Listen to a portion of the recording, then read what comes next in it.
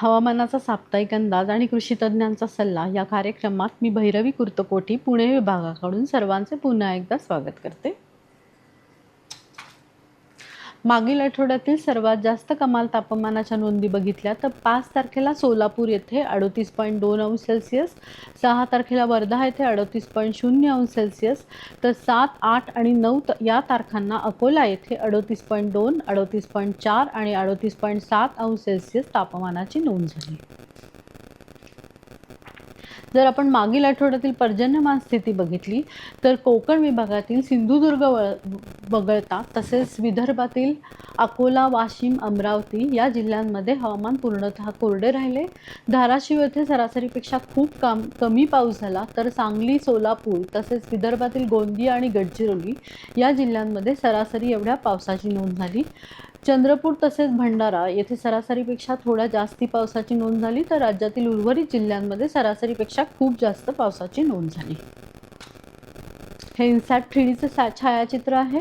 महाराष्ट्राचा विचार केला तर सध्या कोणतीही सिस्टीम सक्रिय नसल्यामुळे राज्यात पुढील 5 दिवस हवामान कोरडे राहण्याची शक्यता आहे.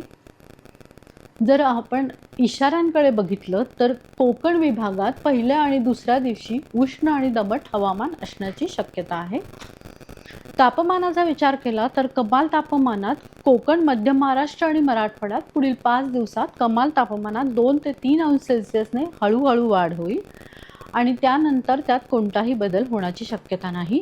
तर विदर्भात पुढील 4 दिवसात कमाल तापमानात 3 ते 5 अंश सेल्सिअसने वाढ होईल आणि त्यानंतर त्यात फारसा बदल संभवण्याची शक्यता नाही.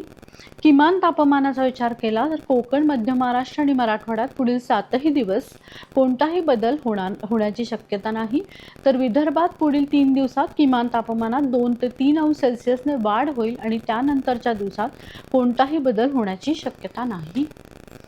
जर आपण पुढील आठवडा म्हणजे दिनांक 10 एप्रिल ते 16 एप्रिल या कालावधीत बघितलं तर कोकण विभाग तसेच मध्य महाराष्ट्रातील अनेक जिल्ह्यांमध्ये 34 ते 36 अंश सेल्सिअस तापमान असण्याची शक्यता आहे.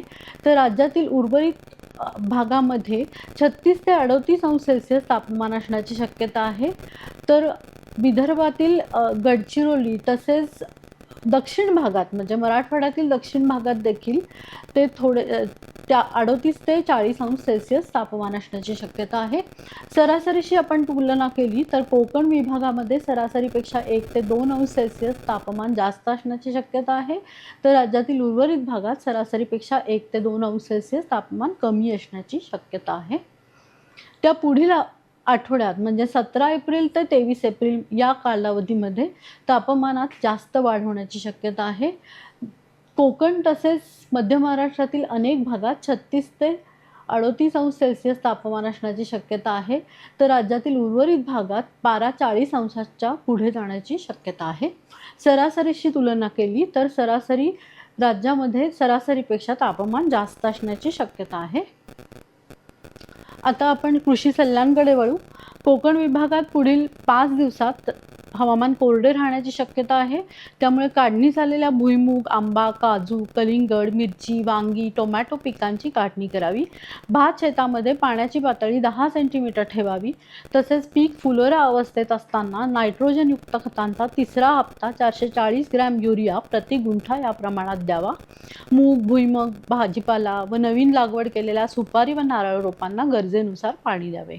आंब्यातील सागाचे प्रमाण कमी करण्यासाठी फळे 85 ते 90% पिकल्यानंतर फळाची काढणी सकाळी 10 वाजण्यापूर्वी किंवा संध्याकाळी 4 वाजल्यानंतर देठासकट काढावीत. उष्णतेपासून केळी घडाचे संरक्षण करण्यासाठी घड केळी पानाने किंवा गोंडपाटाने झाकून घ्यावेत. मध्य महाराष्ट्र या विभागात देखील हवामान कोरडे राहण्याची शक्यता आहे. त्यामुळे काढणी झालेल्या कांदा, भाजीपाला पिकांची व फळांची काढणी करावी. ऊस, उन्हाळी भुईमूग, भाजीपाला पिके व बागांना गरजेनुसार पाणी द्यावे. उन्हाळी भाजीपाला पिकात अंतर मशागतीची कामे करावी व नायट्रोजनचा दुसरा हप्ता द्यावा. डाळिंबाच्या बागांमध्ये फांद्या काढण्यासाठी छाटणीची कामे हाती घ्यावी. उन्हाळी टोमॅटोच्या रोपांची पुनर्लागवड करावी.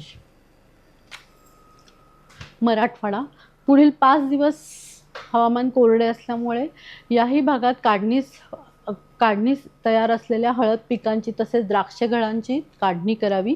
ऊस, भुईमूग, उन्हाळी तीळ, भाजीपाला पिके व फळबागांना गरजेनुसार पाणी द्यावे.